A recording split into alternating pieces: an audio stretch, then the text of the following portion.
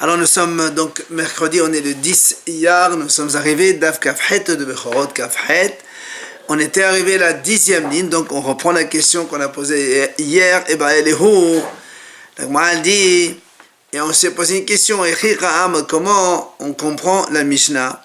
Quand elle a dit, Nolad lo betor shenato, si le Bechor, un animal promené, il a un défaut dans l'année, la Shaile Kayemo Kodiav Chodesh, et on peut le garder jusqu'à 12 mois, jusqu'à l'âge d'un an. Ou la Hasenato Nami Shoshim. Et après, il y a marqué, et après son année, 30 jours. La question elle est, est-ce que quand le défaut il est dans l'année, c'est là où on peut le garder 12 mois plus 30 jours après l'année, Odil, hein? Ou bien non. Quand le défaut il est apparu dans l'année, alors là on peut garder l'animal, donc le promener chez nous, jusqu'à un an et pas plus. C'est-à-dire, avant la fin de l'année, il faut les faire la shrita et le manger. Mais si le défaut est apparu après un an, puisque donc comme ça, en ce moment où il n'y a pas le Beit Hamikdash, on est obligé d'attendre que le premier ait un défaut. Dans ces cas-là, là, on ne peut le garder que 30 jours seulement. Donc c'est la question qu'on se pose. Est-ce que les 30 jours, c'est seulement quand le défaut est apparu après l'année, ou même quand le défaut est apparu avant l'année? Tashema, la Gemara vient répondre. Détania, la Braïta a dit comme ça. Un animal promené aujourd'hui, donc à notre époque où il n'y a pas de Beit Hamikdash et que donc on ne peut rien faire, il faut attendre qu'il ait un défaut avant de lui faire la shahida. Tant qu'il n'est pas apte à être montré à Hacham, c'est-à-dire on n'a pas de défaut. Donc tant qu'il n'y a pas de défaut, il peut le garder jusqu'à 2, 3 ans, autant d'années, jusqu'à ce que le défaut il apparaisse. Ou sinon, il va mourir comme ça, son défaut, et on va l'enterrer. Par contre, mais dès qu'il est apte à être montré à Hacham, c'est-à-dire, il a eu un défaut, alors là, il faut considérer deux situations. Si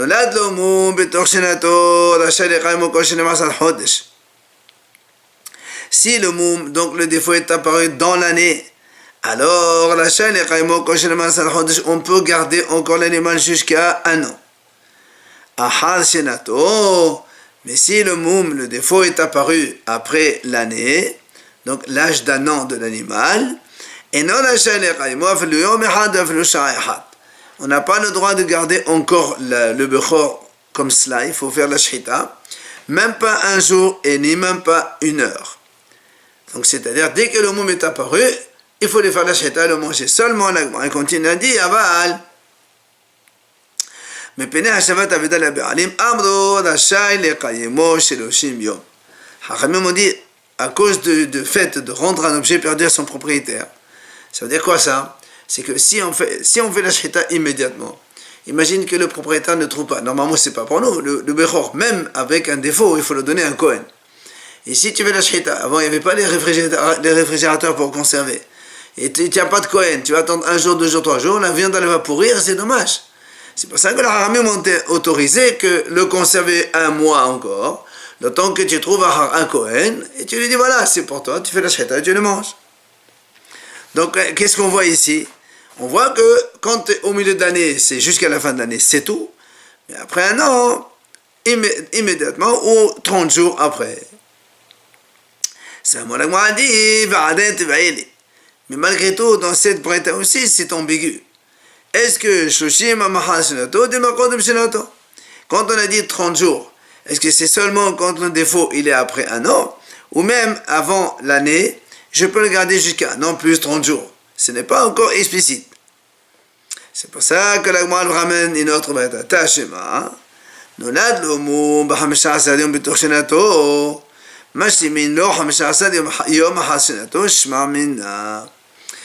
on a une braïta qui est beaucoup plus explicite. Elle dit, si l'animal a eu un défaut 15 jours avant la fin de son âge d'un an, alors qu'est-ce qu'on fait? On complète encore 15 jours après l'année.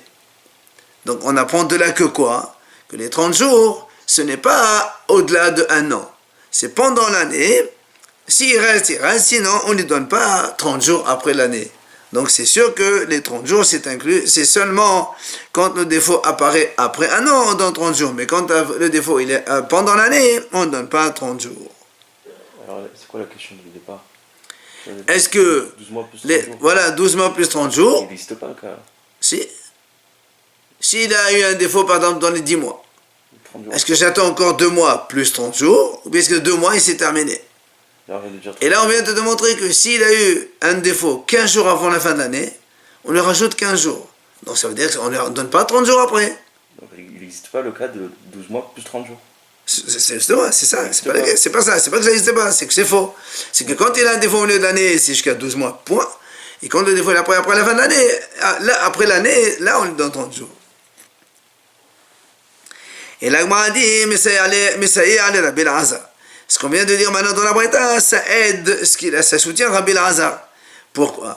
Rabbi Elazar, il a dit justement, Notimlo chez le Shimium, Mishara shenolad bo mum. Donc Rabbi Elazar, il a dit comme ça, on lui donne donc 30 jours à partir du moment où il a eu le défaut. C'est-à-dire, donc, Rabbi Elazar, il parle quand le défaut il est apparu après un an. Donc là aussi, 30 jours après le moment de l'apparition du défaut, c'est comme on vient de dire maintenant. Après un an, il y a 30 jours. Et Kadé Amre, seulement il y a une autre version qui dit le contraire. Amar Rabbi Elazar, Menayen, la Bechor, Shenolad, Boubou, Betor, Shnato, Shenotin, Beshoshim, Yom Hashnato. Il y a une braïta qui dit comme ça. Et Rabbi Elazar, il dit, d'où c'est qu'un premier-né qui a eu un défaut dans l'année, qu'on lui donne encore 30 jours après l'année. Donc, le contraire de ce qu'on vient de dire. Alors, il dit, d'où on apprend ça? Rabbi Elazar, il dit, Shnema, c'est marqué dans la Torah. C'est marqué à propos du premier-né, tu le mangeras devant Hachem, Shana Beshana. Ça dit quoi? Un an dans un an. Ezohen Yamim HaShavin Shana. Haveomen Shoshim Yom. Hachamim disent, qu'est-ce qu'on appelle un an? Un minimum pour que ce soit un an, c'est 30 jours. Donc tu vois bien que là, il y a marqué Shana Beshana, un an et encore 30 jours. Donc tu vois bien que même si au milieu de l'année, on lui donne 30 jours après. Alors, justement, l'Agma vient lui objecter à cette version, métévé, ce qu'on vient de dire nous dans la Braïta. Nolad l'omo, b'hamisha'asar yom b'toch shnato, mashlimin b'hamisha'asar yom b'chal shnato. Hashama'in mahvala, tiufta de Rabbi Elazar, tiufta. Donc l'Agma dit, ben nous, on vient de dire maintenant, que si l'animal, il a eu un défaut 15 jours avant la fin de son année d'âge, on le complète 15 jours après. Donc tu vois bien qu'on ne donne pas 30 jours après l'année. D'après Rabbi Elazar, cette deuxième version, il fallait lui donner 15 jours, plus encore 30 jours. Or là, on voit que non. On complète, on donne 15 pour que ça fasse 30 au total. C'est ce que dit l'Agmara. Hashlama in. On complète, oui. Mais Mehva, là, mais on ne lui donne pas 30 jours. Alors, Tiufta de Rabbi Elazar. Donc, c'est une objection contre Rabbi Elazar. L'Agmara dit effectivement, c'est une objection sur la deuxième version de Rabbi Elazar. Maintenant, une nouvelle Mishnah. Si quelqu'un il a fait la shhita d'un premier-né sans avoir montré au hacham au préalable pour valider que c'est un défaut et qu'on peut faire la shhita. Après qu'il a fait la shhita, il a montré son mou, et donc ça veut dire que un monsieur, il a un premier-né donc chez lui, il a vu un mou, il a décidé de lui-même que c'est un défaut, je peux faire la shhita. Il n'a pas montré à hacham. Après avoir égorgé l'animal, il a montré à Hacham. Le Hacham a dit effectivement c'est un défaut. Rabbi Yehuda Matir. Rabbi Yehuda dit puisque le Hacham a dit que c'est un défaut, alors il peut le manger, c'est pas un problème. Rabbi Meir, Omer. Rabbi Meir dit non. Puisque quand il a fait la shhita, ça n'a pas été encore autorisé par Hacham, on va le punir. Ce monsieur, il n'a pas le droit de manger ce bécho. Ah, c'est le Kohen. Enfin, c'est le Kohen qui a décidé de faire la shhita, quoi. Deuxième idée de notre Mishnah. Mi she'eno mumhe, velo'et ha-bechor, ve'nishhat al-pio, hadezi yaqaved u'shalem mebeto. La Mishnah dit comme ça, si quelqu'un, c'est un rave, mais il n'est pas moumhi, il n'est pas expert dans les défauts des animaux. Et quelqu'un lui a apporté un promené, il a dit, ouais, c'est un défaut. Alors qu'il n'est pas donc valable pour donc donner son avis. Et effectivement, le monsieur, il a fait la shita, donc de se promener selon les dires de ce Rav. Alors, dans ces cas-là, la Mishnah dit, il faut enterrer le promené. Parce que ce n'est pas valable ce que le Rav a dit. Peut-être que c'est pas vrai, puisque lui, il n'est pas expert dans cette matière. Donc peut-être que c'est pas vrai, peut-être que le Bechor, il est entier. Donc on a fait la shita d'un Bechor entier en dehors du Beit Hamidrash. On n'a pas le droit, donc on n'a pas le droit d'en profiter. Et on enterre. Mais le Rav, il va payer le prix, donc il va indemniser. Donc par sa fausse décision, il a provoqué une perte au Kohen, il lui paye le prix de l'animal. Gmara, là, moi, elle vient nous dire à propos de la première idée, quand on a dit, si on a fait la shita d'un promené, et après la shita, on montre ça à un haram qui valide le défaut, on a dit dans la Mishnah Rabbi Yehuda, il dit, Mutar Rabbi Medi Asur. Gmara, la Gmara sur cela dit, Amar Rabba Badal Hana, Bedokin Shiba'ayin, Dechole Alma la Pliri de Asur, Mepene Shehen Mishtanin. Il dit Rabba comme ça, si le défaut, c'est un défaut qui se trouve dans l'œil, il dit dans ces cas-là, tout le monde est d'accord que c'est assourd. Pourquoi? Parce que les défauts dans l'œil, des fois, ils sont provisoires pendant la vie, c'est des défauts qui peuvent partir, mais la mort de l'animal elle les transforme en défauts définitifs. Ça veut dire que là, même si on a fait la shita, il se pourrait qu'avant la shita, le défaut, ce n'était pas un défaut définitif. Ça aurait pu être un défaut provisoire, donc sur un défaut provisoire, on n'a pas le temps de faire la shita, il faut attendre qu'il devienne définitif. Donc même Rabbi Yehuda ici, il dit que c'est assourd de profiter de l'animal.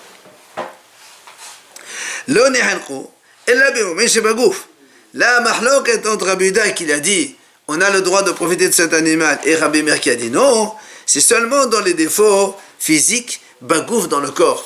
Par exemple, une lèvre percée, une oreille fissurée, un truc comme ça. Et donc là, c'est un défaut qui ne change pas entre le vivant et après la mort du promené, de l'animal. Et c'est là où on a mahloket. Que quoi? Rabbi Meir qui a dit assour, pourquoi? Il dit parce que lui, il fait une xéra. Même si les défauts du corps ne changent pas, on craint que demain, le monsieur, il va faire la shita sur un défaut de l'œil. Or, les défauts de l'œil, on a dit que ça change d'état entre le vivant et la mort de l'animal. C'est pour ça que Rabbi Meir, il interdit tous les défauts. Xéra. Rabbi Yehuda dit non. Les défauts physiques, c'est des choses faciles, qui sont visibles, qui ne changent pas. Donc, si on voit, même s'il a fait la shita, il n'a pas montré, et après la shita, il montre à un expert, il lui dit que c'est un défaut. Ben, c'est pareil, le défaut physique, il ne change pas, donc c'est pour ça qu'on peut manger. On ne fait pas xéra à cause des défauts qui se trouvent dans l'œil. Et la Gemara dit, d'ailleurs, elle prend une preuve comme quoi la mahloket, elle est bien sur les défauts du corps, mais pas dans les défauts dans l'œil. Si quelqu'un, il a fait la shaitan d'un promené, et après, il a montré le défaut à haram. Alors Rabbi Yehuda dit comme ça. Si c'est un défaut dans l'œil, donc dans ces cas-là, on n'a pas le droit de manger le promené. Parce que comme on a dit, le défaut de l'œil, avant, il aurait pu être provisoire, et c'est la mort de l'animal qui le transforme en définitive. Donc peut-être que si le haram il est venu avant la shita, il aurait dit que c'est pas un défaut, et on n'aurait pas eu le droit de faire la shita de se promener. Par contre, Rabbi Yehuda dit, mais si c'est un défaut physique dans le corps de l'animal, là, il n'y a pas de changement entre le vivant et après la mort de l'animal. Si un défaut, il est défaut, il y est, s'il n'y est pas, s'il n'était pas avant. Donc si l'expert il dit que c'est un défaut, c'est que c'était un défaut définitif depuis avant, et donc Rabbi Yehuda dit, c'est mon temps de manger l'animal. Par contre, Rabbi Meir Omer, et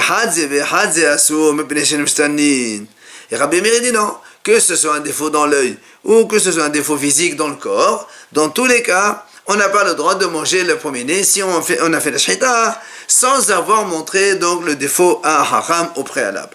Pourquoi? Il dit parce que mepene shehen mishtanin. Rabbi Meir dit parce que ils se transforment, les défauts peuvent se transformer. Alors la Gemara dit comment? Mepene shehen mishtanin sakadadir, momen shebaguf mishtanin, ella mepene mishtanin.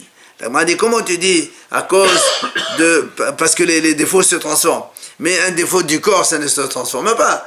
Un béchor qui a une lèvre fendue ou un trou dans l'oreille, ça ne va pas changer entre avant la shahita et après la shahita.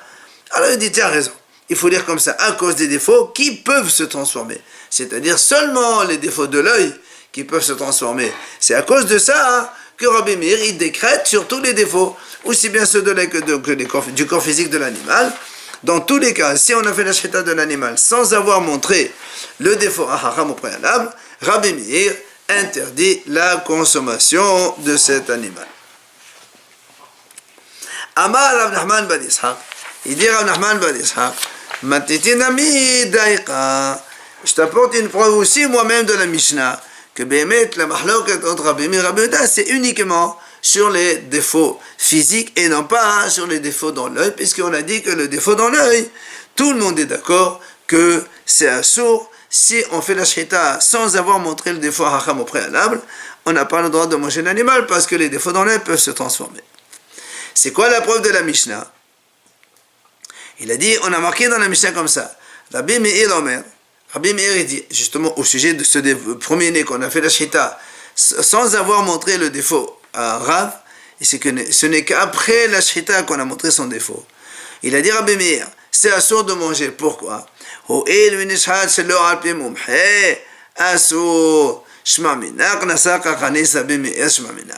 Qu'est-ce qu'il a dit Rabbi Meir? Il a dit comme ça, on n'a pas le droit de manger cet animal. Pourquoi? Parce qu'il a été égorgé sans avoir été montré à un haram. Donc Rabbi Meir, il a bien donné la raison pourquoi. Il a dit, il n'a pas dit, on n'a pas le droit de le manger à cause des défauts qui se transforment. Donc tu vois bien que c'est pas ça la raison principale. La raison c'est, il a dit Rabbi Meir, parce qu'il a fait la shahita sans avoir montré le premier haram. Et donc, tu vois bien que quoi? Eh bien, la mahloket, elle est entre Rabbi Meir et Rabbi Yehuda, seulement sur les défauts physiques, mais pas sur les défauts dans l'œil, puisque c'est seulement un canage que fait Rabbi Meir, et non pas la raison que ce défaut dans le physique et dans l'œil aussi. Il faut le montrer quand alors du coup? Avant de faire la shahita. Mais que pour un défaut dans l'œil? De tout. C'est le Rabbi Meir et dit tout. Qu'est-ce qui change? Rien, mais il fait xéra, on a vu tout à l'heure, il dit xéra à cause de l'autre. Alors on m'a dit, allez on s'est posé la question, mi pene hamishtanin, vecholo mishtane, udilma ekad mishtane, vekad ela mishtane. On m'a dit, quand on a dit tout à l'heure, que Rabbi Meir, il a dit, il décrète sur tous les défauts, à cause des défauts qui changent. C'est-à-dire à cause des taches dans l'œil, que là, ça peut se transformer. On m'a dit, est-ce que il faut lire Hamishtanin, c'est-à-dire tous les défauts de l'œil se transforment, ou bien même dans les défauts dans l'œil, certains se transforment et d'autres ne se transforment pas. Alors il m'a dit, mais les maïnaf, mais qu'est-ce que ça change que certains, oui ou tous, c'est la même chose dans tous les cas, quand il y a un défaut dans l'œil, si on a fait la shahita sans avoir fait montrer au Rav, dans tous les cas, tout le monde est d'accord que c'est assourd. Alors, qu'est-ce que ça change que certains changent ou tous les défauts de l'œil changent?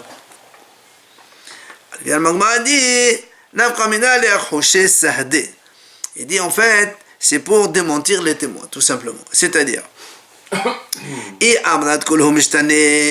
si tu dis que tous les défauts dans l'œil, ils changent entre le vivant de l'animal et après la shahita, dans le cas où un témoin, il amène le monsieur, il va amener 2 témoins, il dit voilà, j'ai 2 témoins, ils ont vu comme ça, il y avait cette tache dans l'œil avant la shahita, et maintenant c'est exactement la même chose. Dans ces cas-là, si on dit que tous les défauts de l'œil changent, c'est que ces 2 témoins, ils sont menteurs. Mais si tu dis que non, certains défauts dans l'œil changent, d'autres ne changent pas, Alors dans ces cas-là, il se pourrait que les deux témoins qui ont témoigné, ils ne sont pas menteurs, ils sont pas ils disent la vérité. C'est ce que dit la Gemara. Si tu dis que tous les défauts de l'œil changent, dans ces cas-là, les témoins qu'il a amené ce monsieur pour montrer que c'est exactement le même défaut mais qu'il existe maintenant, ils l'ont vu avant la Shita, Shakadeneno, c'est des menteurs, puisque nous on a dit que tous les défauts ils changent de l'œil. Maintenant, mais si tu me dis non, certains défauts ils changent, d'autres non, alors ça me on pourrait dire que si les témoins ils sont là et ils me disent c'est exactement la même chose qu'on a vu avant, alors on pourrait leur faire confiance. Donc c'est ça notre question. Est-ce que c'est tous les défauts ou pas, ou certains seulement? Mais, alors quelle est la réponse? Tashema, l'Agma vient répondre. Il a dit Rabba Barhana, Sahli Rabbi Yoshia de Men Usha. Rabbi Yoshia de Usha, il m'a dit la chose suivante. Bo ve'areka bedokin shehin mishtanin.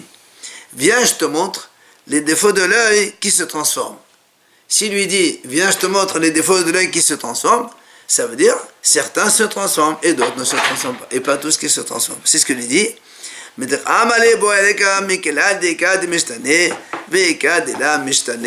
Donc forcément, certains changent et d'autres non. C'est la réponse à notre question. Après, on a dit dans la Mishnah, Mi she'eno mumhe. Si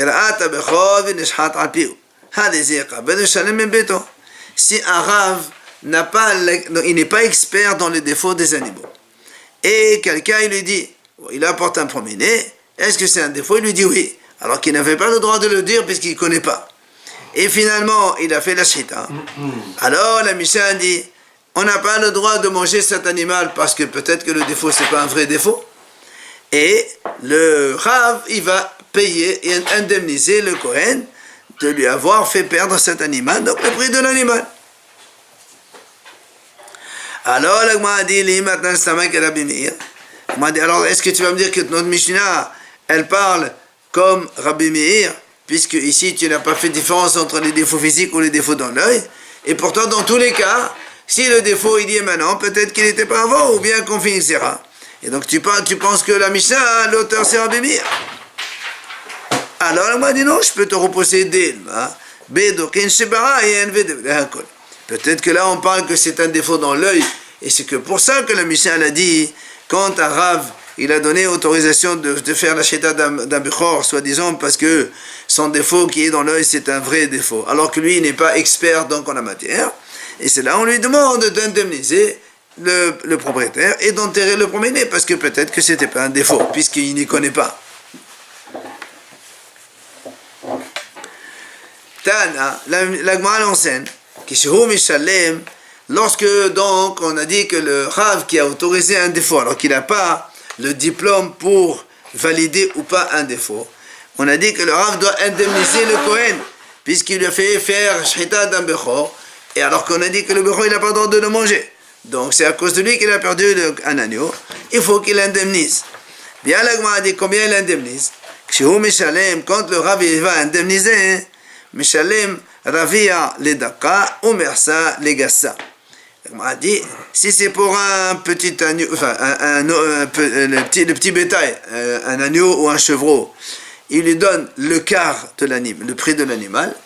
Et si c'est un gros bovin, c'est-à-dire un veau, Omersa, il lui donne la moitié du prix. Alors on m'a dit, Maïtama, quelle est la raison? Pourquoi il fait donc la moitié pour le petit, pour les gros et le quart pour les petits? En fait, d'abord il faut expliquer pourquoi il donne que la moitié. La raison est simple, parce que quand ce Rav là, il lui a dit que c'est un défaut. Alors soit c'est vrai que c'est un défaut, et dans ce cas-là on peut le manger maintenant.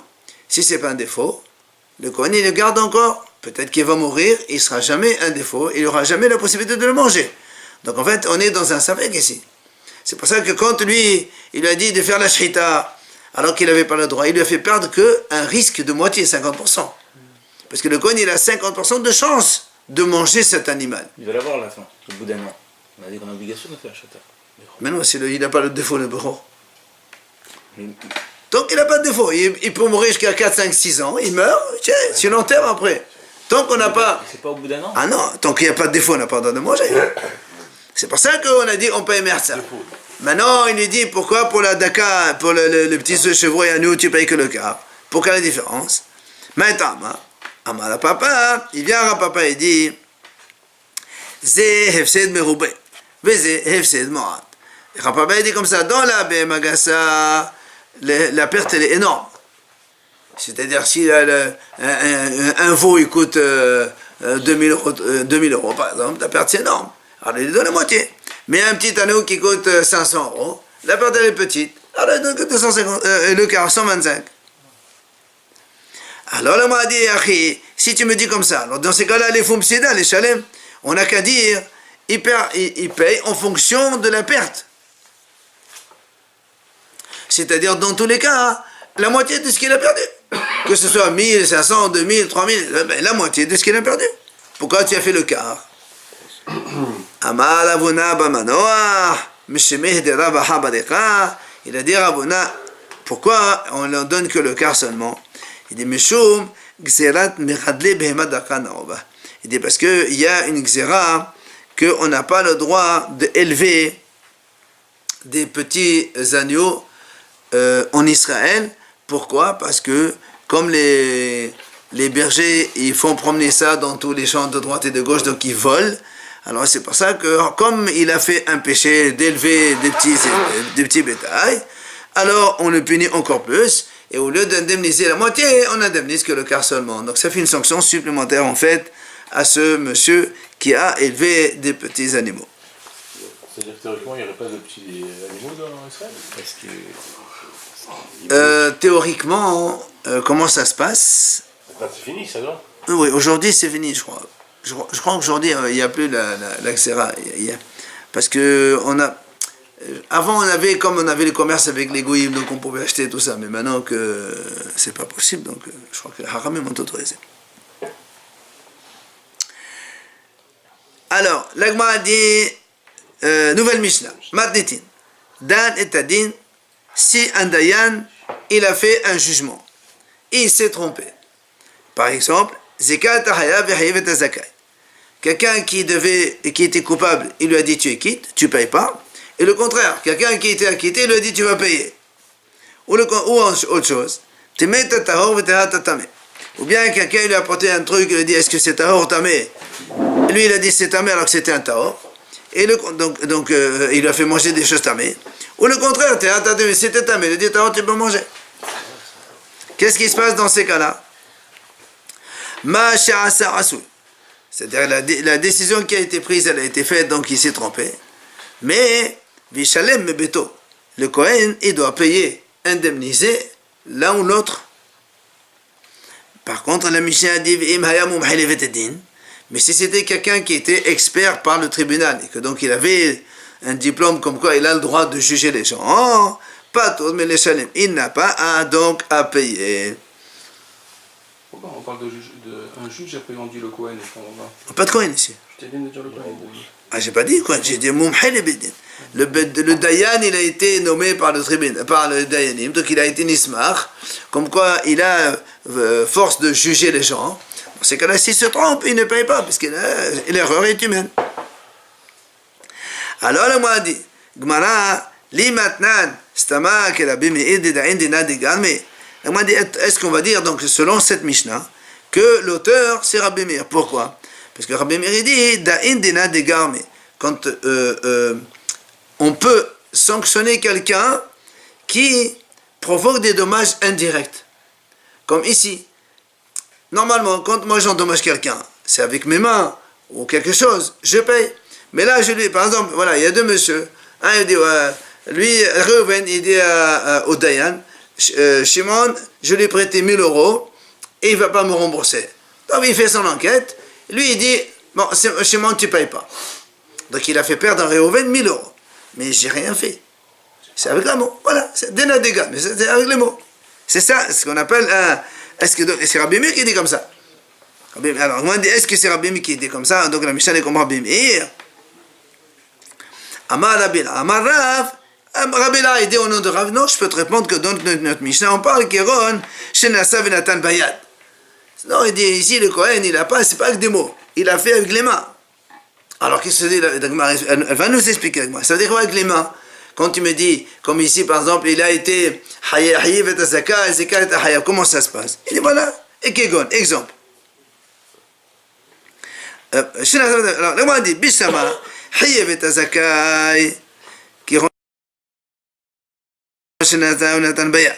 Le mot dit comme ça. Quand quelqu'un il est acquitté, tu lui dis non, tu dois payer. Qu'est-ce qu'il fait le Kohen? Le Dayan, il prend l'argent par force du monsieur, il lui donne à l'autre. Donc il a fait avec la main. Il a avec la main. Mais l'Agma a dit c'est il a dit, mais quand tu dis à quelqu'un, toi, comme on a dit l'exemple, Réhouven il a dit, Shimon il me doit, il vient le Dayan et dit, monsieur, non, tu ne payes pas. Comment il peut faire avec la main, tu ne payes pas? S'il ne paye pas, il n'y a rien à payer. Comment, et après il s'est trompé. Pourquoi tu me dis, il n'y a pas avec la main ici? Et là, c'est quand même s'il lui a dit pas tour, tu ne payes pas. Donc il n'a rien fait. Il n'a pas payé avec les mains. Amad Avina. Il dit Ravina, non, voilà une possibilité. Il dit non, il avait un gage. Quand Réhouven il a prêté 1000 euros à Shimon. Ok, Shimon il a donné un gage à Réhouven. Après il vient, il lui dit monsieur, non, j'ai payé, ou je sais pas quoi. Il dit d'accord, tu es pas tour. Mais après il faut prendre s'il est pas tour, il faut qu'il reprenne son gage. Donc le Dayan il a pris le gage chez Réhouven, il a donné à Shimon. Donc tu vois bien qu'il y a ici avec la main, on a fait quelque chose. C'est pour ça qu'il a dit, c'est pas forcément Rabbi Meir qui est avec les mots, mais c'est avec la main aussi. La même chose, on a dit quand on a dit Timma et Hatahor. Comment, moi je t'apporte une, je sais pas moi, une nourriture. Je te dis, elle est tahor, elle est tamée. Toi tu me dis, elle est tamée. Après tu te trompes. Mais c'est avec les mots. Et après, comment on fait avec les mains ici? Alors on a dit, non, c'est possible. Comme le Dayan, il lui a dit tamé. L'autre imagine que le propriétaire commence à discuter. Mais non, Rav, c'est pas ça, mais non. L'autre il s'énerve, il lui dit voilà, tiens, non. Il prend un reptile mort, il le met là-dedans, et dit voilà, comme ça, moi, tu es sûr que c'est moi qui ai raison, c'est tamé, c'est terminé. Donc il a fait avec les mains. Il n'a pas raison, il n'a pas le droit, le Rav, non? Si, parce que pour valider ses décisions, tu es obligé d'écouter. Ou le contraire. Maintenant, au contraire, c'était une récolte tamée. Et le Rav, il a dit c'est tahor. Là aussi, c'est par la parole, c'est par qu'est-ce qu'il fait avec les mains, il fait rien. Il dit non, il y a une possibilité. Il voulait lui montrer que moi j'ai raison. Et après, par exemple, il a ici 1 kilo de blé. Il a mélangé avec 100 kilos de blé qui était tahor. Alors lui, il croit que c'est tahor. Maintenant, c'est que c'est tamé en vérité. Donc il a fait un dommage avec les mains. C'est pour ça qu'il doit payer. Oui, c'est volontaire. Non, il a triché. Les deux, dans les deux sens, ça marche. Non, il a dit c'est tahor. Donc il a mélangé avec l'autre. Ouais. Donc tout est tahor. Mais en vérité, c'est faux, parce qu'il s'est trompé. Et donc du coup, il a rendu tamé tout à récolte. Alors quelle différence avec le Shiretz? C'est la même chose. Il a rendu tamé. Le CRS, moi je te dis, toi tu dis que c'est tahor. Moi je te dis que c'est tamé. Et pour montrer, mais c'est tahor en vérité. Oui. Alors que j'ai pris un retilement, j'ai mis là-dedans, comme ça. Donc c'est un petit Donc je me suis trompé avec les mains. Maintenant le contraire. Lui c'est tamé. Moi je dis que c'est tahor. Moi je te dis que c'est tahor. Toi tu es en train d'hésiter. Comme ça, je prends cette nourriture, je la mets dans une caisse où il y a 100 kilos dedans. De tahor évidemment. Oui, c'est ça. Or, moi je dis que c'est tahor. Mais en vérité il s'avère que je me suis trompé que c'est tamé. Donc tout est tamé alors. Je t'ai provoqué, impurifié toute la récolte. Donc j'ai fait un dommage avec les mains. Maintenant, une nouvelle Mishnah. Il dit la Mishnah comme ça. Il y avait une vache elle a perdu sa matrice. D'accord? Là où elle fait des bébés. Et le berger, il a amené ça devant Rabbi Tarfon. Rabbi Tarfon lui a dit, monsieur, elle est tarif cette vache. Tarif. Il a donné à manger au chien. Tarif, il a tué, il a mangé au chien. Et après cette histoire, elle est arrivée devant Haramé de Yavne. Ils ont dit non, pourquoi? Elle n'est pas tarif. Une vache sans matrice, elle n'est pas tarif.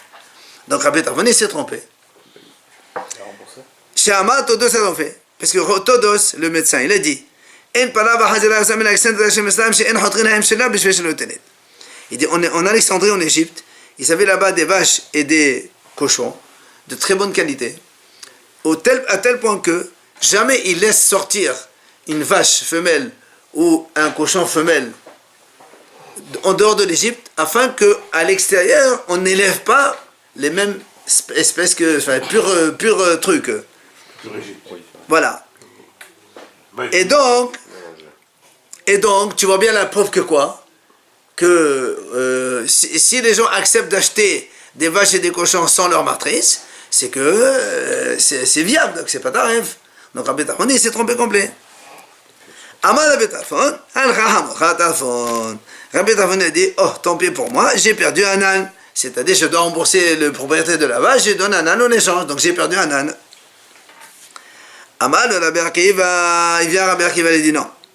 Rabbi Tarfon, Ata Mumhe Leveddin. Il lui dit non, toi tu es un expert, et un expert au Beddin, et qu'on a dit quand il se trompe, il ne paye pas. D'accord? Donc c'est ce qu'on a dit, quelqu'un qui est diplômé par le Beddin, même s'il se trompe, il ne paye pas. Il a autorisation, l'erreur est humaine. Alors viens le Moadig, Malav était pour les... Pourquoi il n'a pas dit une autre raison? De Ta'abed Val Mishnah, ou Ta'abed Val Mishnah José. Il m'a dit, il y a une raison, une raison qui dit que quand un Dayan il se trompe dans des choses, comme ici, c'est une Mishnah. Mishnah que tout le monde connaît. Donc même s'il se trompe, il peut revenir en arrière. L'autre, il a fait la bêtise de tuer sa vache et de la donner au chien. Il aurait pu la laisser. Étudier un peu la Mishnah. Il aurait vu, il a dit, Monsieur Rabbin, voilà, et la Mishnah dit que non. Comment toi tu fais le contraire? Donc tout ce qui est Mishnah, on peut revenir en arrière. Même si dans la Mishnah il est marqué Khol Mumche et Beddin Pato, c'est marqué dans la Mishnah aussi ça? Non, marqué, on parle de la vache ici. La vache qui a perdu la matrice. Rabbi Tarfon, on a la Mishnah dit comme ça. Todos il a témoigné qu'une vache sans matrice, il n'y a aucun problème, comme on voyait en Égypte, etc. Alors pourquoi tu n'as pas donné ça? Pourquoi Rabbi Akiva lui a dit non, t'inquiète pas, toi tu es un expert? Il aurait pu lui dire aussi, monsieur Rabbi Tarfon, t'inquiète pas, parce que la Mishnah a dit que c'est non, donc il n'y a pas de problème ici. Alors là, m'a dit effectivement, tu as raison. En fait, Rabbi Akiva, il voulait donner un double argument, comme quoi Rabbi Tarfon ne s'inquiète pas, il ne va pas indemniser de sa poche. Rabbi Akiva dit comme ça. Premièrement, tu te trompais dans une Mishnah, et que là on a dit, on peut revenir en arrière. C'est son problème s'il a tué sa vache, il a donné au chien. Et encore. Même si on va dire que c'est pas marqué dans une Mishnah, et que toi, Rabbi Tarfon, tu t'es trompé dans un problème de discussion entre Chachamim, toi, tu es un expert au Beddin, donc comme un tout expert de Beddin, quand il se trompe, il ne rembourse pas. Parce qu'il y a quand même cette tolérance de erreur humaine, et donc il n'y a pas de problème de ce côté-là. En gros, cette Mishnah a été